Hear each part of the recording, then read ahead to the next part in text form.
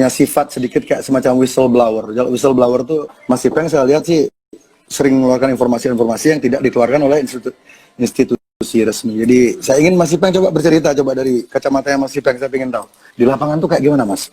Jadi, thank you sih, Bli. Jadi kalau yang kesempatan di lapangan itu, yang nggak disorot sih yang pertama adalah, ya aku akuin sih itu tingkat kelelahan tenaga medis. Bukan begitu ya Pak Dokter ya? Ya, Pak. Berarti mayoritas tenaga medis yang gugur tuh mayoritas lelah toh? Nggak, bukan. Orang yang anak muda itu kelelahan, kalau yang muda. Karena kan yang kita kan di garda depan, garda terakhir sih. Dan kedua tuh Sudah banyak terakhir pasien ya? nggak jujur. Iya, nggak jujur. Ah. Banyak pasien nggak jujur. Jadi nggak jujur mereka ini rata-rata tuh mereka ada gejala COVID, ada pernah mereka datang ke tempat COVID, tapi nggak mau ngaku karena jujur mereka tertekan.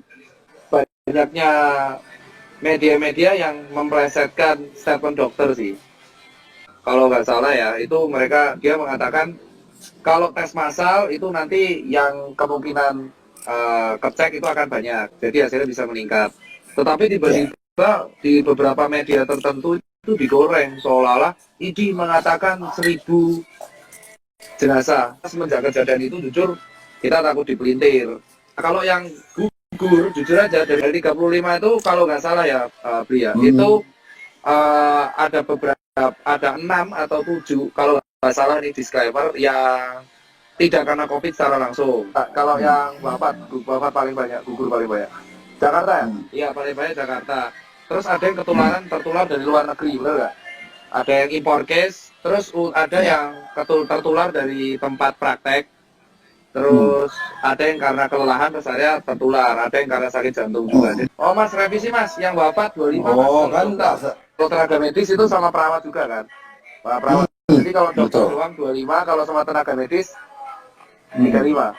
Ya, ada nggak kurikulum kedokteran modern yang mengajari calon tenaga medis atau calon dokter untuk mengatasi situasi pandemi seperti ini? Ada nggak di kurikulum basic? Kalau kurikulum ya mencegah infeksinya, jujur, mencegah mengerem infeksinya. Mas setuju nggak kalau dokter terawan itu di awal itu sebenarnya move-nya dia itu tepat atau tidak menurut Mas Ipeng? Di awal dia mengatakan tuh menenangkan masyarakat. Tujuannya walaupun ada beberapa statement beliau yang mungkin entah dipelintir media atau mungkin cara ngomongnya salah, itu diterima kalau salah. dipelintir sudah pasti ya. Kita berdua sudah tahu kan media Indonesia. Iya, ingat nggak Pak Terawan tuh di awal pernah ngomong kayak gini bahwa virus COVID pernah sembuh sendiri, ingat nggak? Kan waktu itu saya bikin statement waktu Pilpres kemarin itu ada ratusan ya yang meninggal ya Pilpres petugas di pemungutan suara, dan itu nggak jelas kan sebabnya apa, terus beritanya juga simpang siur. Itu saya pikir ya itu kan sebuah konspirasi. Itu kita sepakat nggak kalau kematian wafatnya petugas TPS waktu itu di Indonesia adalah sebuah konspirasi, itu sepakat nggak? Mas, kalau konspirasi apa aku nggak tahu, cuman kalau bapak konspirasi politik, konspirasi banget ya, dan pahlawan ya, itu. Dan beritanya nggak ini kan, nggak jelas, kayak ada sesuatu yang kayak menghalangi orang-orang tahu apa yang sebenarnya terjadi. Jujur aja kalau di kasus KPPS itu kan kelelahan semua kalau dari jumpa pers, benar nggak sih? Kalau yang KPPS itu itu kelelahan semua ya? Iya, betul ya. Kelelahan ya, tapi kan ada, kita nggak tahu ya itu diotopsi apa enggak ya jujur aja, ya tahu sendiri lah maksudnya. Iya, angkanya juga belum tentu segitu kan, mungkin di bawah. Bisa jadi, bisa enggak. Nah, yang saya lihat narasi besar dari mainstream media, tapi ketika Deddy ngangkat itu tiba-tiba mainstream media serentak menggiring opini kalau orang-orang percaya teori konspirasi itu adalah orang gila gitu. Dan itu menurut saya kurang setuju sih. Iya, itu berbahaya banget. Dan yang terakhir tadi pagi Tirto ID, sebuah portal media yang saya sangat hormati lah gitu. Saya pikir mereka independen, mereka ngerilis juga artikel yang menggiring opini kalau orang-orang yang menyukai teori konspirasi itu adalah orang-orang yang miskin, berbahaya, dan kriminal. Nah ini kan pola, kenapa tiba-tiba pemerintah ini takut sekali sama teori konspirasi? Ketika pemerintah itu menunjukkan ketakutan atau bereaksi berlebihan, ini pasti ada sesuatu yang ditutupi. Kalau menurut saya seperti itu. Kalau menurutku justru bukan pemerintahnya sih, Mas Jerry. Kalau dari aku sih justru bukan pada sektor pemerintahnya ya. Intinya kan kalau Mas Jerry kan intinya percaya bahwa COVID itu ada dan konspirasi itu ada. Nah, kalau statementmu yang satu-satunya aku nggak setuju itu cuma satu, Mas. Itu soal penyebab kematian. Itu doang. Karena kematian itu yang terjadi di tenaga medis itu nggak ada yang kelelahan. Mas Cipa yang nggak setuju yang mana? Yang statement saya mana? Statementmu yang di caption yang ya sebenarnya yang mana? Pertanyaan bukan yang bisa karena bisa jadi karena kelelahan atau kelelahan. Nah itu karena kurang setujunya di mana? Tiga setujunya dari tiga setuju dari 35 setujunya di mana? 25 diantaranya dokter. 25 dia dokter. Itu ada yang jantung langsung, ada yang ketularan pasien COVID karena dia nggak jujur. Ada beberapa yang kelelahan, jadi emang imbang. Tapi emang sebagian besar finishernya COVID. Ini ada kajian medisnya nggak itu? Kalau narasi kedokterannya kayak gitu nggak ada. Cuman yang jadi masalah di sini itu adalah si COVID ini kalau misalkan kita punya faktor resiko. Jadi kalau kemarin statementmu yang bilang ada faktor-faktor kayak penyakit jantung, kencing manis, kelelahan, stres, itu semua berefek pada imun turun. Oke, pasti ya. Ini fair, setuju ya. Endingnya itu mereka kelelahan, intinya kelelahan, ada yang stres, ada yang psikolog. Begitu imun itu turun. Maksudnya percaya Tuhan? Jujur aja saya percaya, Pak. Makanya saya juga percaya teori konspirasi. Oke. Terus habis itu si COVID ini tuh menyerang orang imunnya rendah dan dia tuh perburukan di parunya kencang. Tapi benar.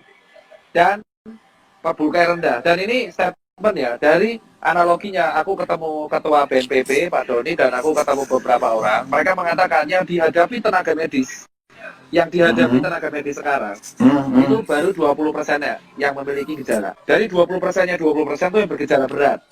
Dan itu emang benar selalu rata-rata ya, bukan selalu sih, ada yang langsung direct tapi rata-rata ada pemberatnya. Jadi temenan. Jadi ibaratnya kalau lagi naik mobil di jalanan, tapi ban kita itu sebenarnya alurnya udah halus alurnya udah halus banget ya, udah bahaya sebenarnya harusnya. COVID ini oli berarti. Ya betul, COVID-nya olinya. Nah COVID-nya olinya sisanya tergantung antibodinya. Kalau antibodinya itu kuat, ya dia selamat, survive. Jadi kalau statementmu yang kemarin mengatakan emang COVID itu nggak sendirian untuk menyebabkan kematian, itu aku setuju. Karena di beberapa kasus sebagian besar pasti kalau nggak ditemenin jatuh, hipertensi, tekanan darah, benar kan Pak Dokter? Ya di Italia itu yang saya lihat di mainstream media jarang banget, bahkan tidak pernah di Indonesia mengangkat lebih dalam lagi tentang kasus di Italia adalah 99% yang meninggal di Italia itu usianya di atas 60 tahun, elderly. Iya. Ya, ada 99% loh. Elderly. Udah tua, dan dari 99% itu, dari yang meninggal itu 98, sekian, hampir 100%-nya itu memang sudah kritis. Dan kualitas udara jadi di sana kualitas udaranya itu hampir sama dengan di Wuhan. Jadi memang di sana tuh, coba Mas cari kalau ada waktu ya, Mas googling angka kematian di Italia di kota yang sama tahun sebelumnya dan tahun sebelumnya, nggak jauh beda kok sama tahun ini. Cuman sekarang karena difabrikasi beritanya, dibumbu-bumbuin, angkanya ditambah nolnya 1 atau ditambah komanya dikurangin segala macam, menimbulkan kepanikan massa. Pak, teman-teman saya di Italia pada bilang, mereka ngirim video segala macam, aman kok di Italia, ini berita terlalu melebih-lebihkan. Mungkin karena stres, karena semua orang ke rumah sakit, jadi orang-orang tua ini, para manula ini, tidak mendapat perhatian serius. Karena mereka tiap hari nonton TV, lihat handphone, COVID, masuk ke otak mereka tuh membentuk kayak realita gitu loh, berusaha membuat situasi itu benar ada. Dan itu, jadi orang berbondong-bondong ke rumah sakit, jadi mereka sesak nafasin ke rumah sakit. Nah, ini ya. Oke, jadi yang pertama, pokoknya kalau dari awal tuh, jujur aja, kalau soal konspirasi, yang aku keberatan cuma soal alasan, itu aja. Tapi kalau yang kedua, kalau soal yang namanya narasi media, Itu ibaratnya kayak gini mas, aku teranginya biar netizen paham. Orang naik motor ada potensi kecelakaan, ya kan? Tapi kalau kita naik motor belum tentu kita mati kan. Kalau kita pakai helm dan kawan-kawan. Kalau misalkan yang terjadi di COVID itu seperti ini, orang COVID itu berbahaya, danger, emang ada, benar, resiko ada COVID. Yang paling penting adalah orang kalau kena COVID belum tentu mati, bisa selamat. Nah, 99%. narasi selamat ini yang nggak digoreng. Musuh kita berdua sama. Ya emang COVID tuh, COVID dan jujur aja. Makanya aku dan bilang, narasi, dan narasi. ya narasi. COVID kan udah musuh bersama ini. Saya berdua yang akan kita dalami di sini ini. Kenapa seolah-olah ada narasi harapan itu dikubur, ketakutan itu dipupuk. Jadi ketakutan. Padahal harapan tuh ada di mana-mana kalau masyarakat mau mencari. Tapi kan sayang masyarakat kadang-kadang nggak tahu akses untuk mencari. Ketika mereka mendapat artikelnya bahasa Inggris, masyarakat nggak ngerti. Jadi ketika mereka mau nanya ke teman-temannya yang pintar, teman-temannya yang pintar tuh udah kemakan narasinya. Misalnya narasinya si Najwa gitu udah, ya aduh kita ikutin aja apa kata media segala macam. Susah tuh. Kan orang-orang yang anti teori konspirasi ini kebanyakan dari menengah ke atas. Kalau kita jujur ya. Betul. Orang-orang sih kayak gitu-gitu dipikirin udah, yang penting hidup kita tetap di bubble yang sama itu, di gelembung itu gitu. Mereka nggak mau jauh-jauh. Otoritas bilang A, C. Ya. Aku jujur aja kalau yang kita di sini tuh ada beberapa kelurusan dan kesamaan, ya kan? Nanti aku bakal bilang yang nggak setuju di Mas J, masih ada juga, dan masih ada beberapa yang nggak setuju di aku. Harus gitu masalah. Kita kesimpulan sama nggak? Kenapa kok orang stigmanya negatif banget sama COVID? Sampai pasien nggak jujur. Sampai pasien itu takut banget ngaku. Nah, ini kesalahannya siapa? Ini bener kan? Saya tidak suka bukan hobi saya nyalahin orang, tapi yang menciptakan environment ketakutan luar biasa ini terhadap hal yang sebenarnya kesempatan untuk pulihnya tuh gede banget, itu siapa, Mas? Tapi kalau kita seperti ini itu adalah yang menyebabkan satu pasien nggak jujur, terus yang menyebabkan jenazah sampai ditolak. Ya, sampai jenazah ditolak, sampai sendiri, aku ngerasain sendiri.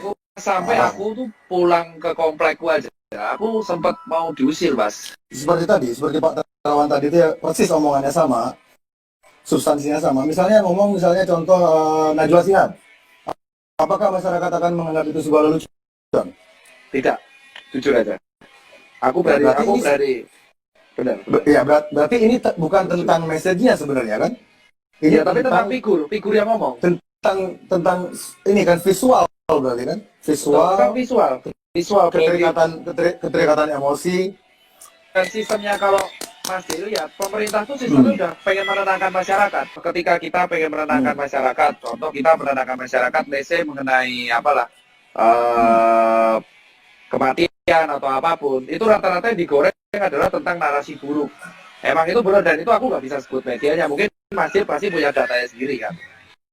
Jadi emang benar, dan akhirnya karena narasi-narasi buruk yang dibangun ke depannya, akhirnya orang-orang jadinya takut sama si COVID ini. Borong masker, borong APD. Dari awal Mas Dil itu kan gaungkan konspirasi kan dari sejak 2-3 minggu yang lalu ya.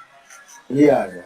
Viralnya kan gara-gara vlognya Dedi sama Yonglek kan. Bicara itu yang Lex. Mungkin beberapa omongan dia itu ketika dia bicara TK, meskipun ada beberapa poinnya dia itu benar, tapi orang tuh susah untuk sama ada kasusnya seperti Pak Terawan yang tadi bilang itu. Ketika Terawan orang ngomong gitu dengan figurnya dia yang agak, meskipun dia tentara segala macam, dan saya yakin Pak Terawan tuh tahu lebih dari orang-orang lain ketahui, cuman dia tidak boleh membagi informasi itu. Iya. Jadi ya ketika yang lain yang bicara masalah TK, orang-orang kayak apa sih ini orang nggak jelas, dia tuh siapa gitu, kayak nggak ada ikatan kayak semacam publik sama Najwa kayak gitu. Betul. Jadi orang anggap itu sebagai lelucon. Dan ini yang ingin saya bilang juga dari awal, sebelum kita mulai bicara tentang TK ya, teori konspirasi, stigma tentang TK di Indonesia ini sangat jelek. tidak efektif. Kalau saya bilang tidak efektif. Satu, kalangan Flat Earth ya, ini Flat Earth Society, mereka punya channel namanya Flat Earth 101. Ketika mereka apa yang terjadi saat ini, mereka seharusnya tidak memakai nama Flat Earth Society. Benar, setuju aku kalau itu Iya. setuju. Karena ini sesuatu hal yang berbeda. Itu tindakan itu seperti mereka menembak kaki mereka sendiri. Mereka lari tapi mereka nembak kakinya sendiri. Jadi kamu mau saya percaya tentang konspirasi ini sementara kamu berpikir bumi ini datar. Orang udah malas duluan. Betul. Jadi kalau siapa namanya adminnya nonton sekarang, ganti dulu nama channel sementara sampai pandemi ini over, ganti dulu nama channel Anda, delete atau hide dulu video-video Anda tentang Flat Earth, karena sekarang kita tidak berdebat tentang bentuk bumi. Betul. Kita berdebat tentang soal narasi buruk dari sebuah Iya, media. dan ini mereka dari Flat Earth Society ini banyak banget yang masuk akal statement-statement mereka. Saya baru tahu channel mereka minggu lalu ya, karena saya sering di tag, beli ikutin ini. Jadi saya coba cek, ada bahkan hampir dibilang 60% loh yang mereka utarakan tuh benar dan ada bukti faktualnya. Jadi dan sekarang stigma yang terjadi sekarang di Indonesia, ketika Anda mengklaim diri Anda seorang TK atau pro TK, Anda akan diklaim langsung menjadi seorang bumi datar. Betul. Itu stigma itu harus dibunuh jika kita serius melawan konspirasi ini, narasi ini, penggiringan narasi segala macam ini. Kita harus tanggalkan dulu ego-ego kita. Jadi kita harus benar-benar fokus di masalah corona. Masalah message yang lain tentang bumi datar itu belakangan, karena itu nggak krusial, gitu. Kata-kata cocokologi itu saya pikir sama kayak teori konspirasi kan diciptakan oleh CIA ketika mereka itu pertama kali dipopulerkan oleh CIA di tahun 60-an, 62. Itu ketika mereka hendak menutupi kasus pembunuhannya John F. Kennedy. John F. Kennedy ini satu di antara dua presiden di dunia yang tidak suka sama PBB dan tidak suka sama Illuminati.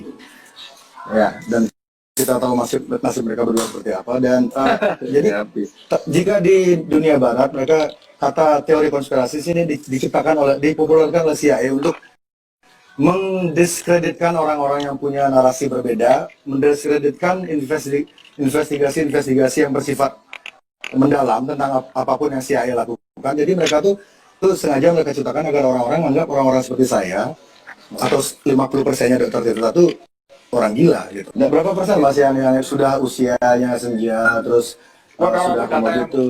Kalau yang data persen yang orang tua jujur aku belum dapat ya Mas. Kita jumlah ternyata dari di Jakarta itu 88,2%. Iya, itu kalau kita proporsi lagi 40 sampai 50 dia 16. Kalau 50 sampai 60 tahun 40 tertinggi di atas 60 tahun. Emang elderly, karena elderly emang imunitasnya paling rendah, dia paling rendah. Hal inilah kenapa tidak digoreng sama media. Nah, yang meninggal itu di Amerika ada katanya meninggal. Jadi ini agak menarik Mas. Ada aroma konspirasi kental karena adik bayi ini usia di bawah 5 tahun ini 6 atau 7, dia tuh juga sakit yang diobati dengan CBD ganja, senyawa ganja itu, dan dia tuh sedang program penyembuhan itu dan hasilnya sangat membaik. Yang mau tiba-tiba adiknya meninggal dan beritanya langsung kena corona. Ternyata setelah dibongkar lagi, adik itu nggak corona, dia itu memang punya penyakit lain. Ini dengan asumsi jika virus di Wuhan itu sama dengan di Indonesia, angka kematiannya adalah untuk orang yang usia di bawah 49 tahun ini ya 1%, 1% kematiannya. Jadi yang rentan-rentan ini kalau kita dari baca data kan sebagian besar elderly dan ada penyakit-penyakit pemberat. Nah yang rentan-rentan ini dipisahin sama yang kayak kita, yang kayak Mas persis. Paham nggak? Iya kan? Ini persis seperti ide teman saya Dodit Artawan kemarin ngasih ide persis kayak gini. Jadi yang rentan-rentan di karantina. Pisahin. Iya benar, yang rentan-rentan karantina karena mereka ini paling rentan infeksi nih. Orang tua, balita, yang tinggi-tinggi, yang kalau yang intinya kalau mereka keinfeksi itu bisa berakhir buruk. Nah, yang kayak kita nih, yang kayak Mas D, aku atau teman-teman yang muda, ya udah, ini yang dipisahin dari mereka. Kamu Saya muda. itu kalau kenal, muda saya 28, muda tua ada, muda tua, muda ada berbahaya. Jadi kita tuh Muda kayak Cina dipisahin. dan berbahaya. Aduh, keren. Ya keren, ini saya malam-malam masih dusir tangga ini. Aman, Bora? Oh, punya Aman. tetangga. Dipisahin. Hmm. Dipisahin kan. Jadi orang-orang kayak Ini masih muda ide dari ide ini kalau- bagus banget loh. Iya, karena orang-orang Jadi, kayak muda-muda kayak kita, Jadi ide kalau keinfeksi, harus tetap kalau kan nggak berkegiatan, ada gejala. harus tetap iya, maksudnya kalau kan kita Harus lihat, kalau kita masih muda, kita tinggal pakai masker, terus, nah mega cluster. Jadi, tapi yang terjadi di sini adalah ini bisa dilakukan secara tepat kalau misalkan alatnya ada. Tapi kalaupun alatnya nggak ada, ini yang rentan-rentan, ini kita kumpulin. Untuk yang masih Just kerja, masih lakukan- apapun, itu menjaga diri.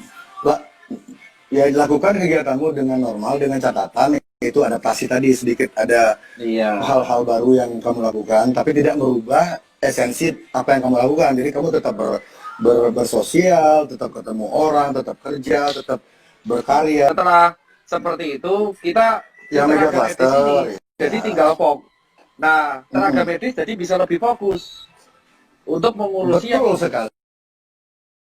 yang datang ke rumah sakit itu banyak banget, Mas. Dan datang kayak Yang bikin Mas, saya orang tahu. datang ke rumah sakit banyak-banyak itu siapa? Ayo kita cari nih, kita cari orangnya langsung tunjuk sekarang. Yang bikin Nah, orang itulah. ke rumah sakit berbondong-bondong itu siapa? Coba. Ketakutan, Ayo, Mas. ngomong dong. Ketakutan, emang. Dia Ketakutan. masih tahu ngomong siapa Apa, penyebab media SMS? ketakutan itu siapa? Kamu itu Bukan saya, kan? ya. Apakah? Set. Ya. Ya bukan. Bukan saya. Kalau itu bukan. Aku orang setuju yang kalau di situ. konspirasi, kan. Nah,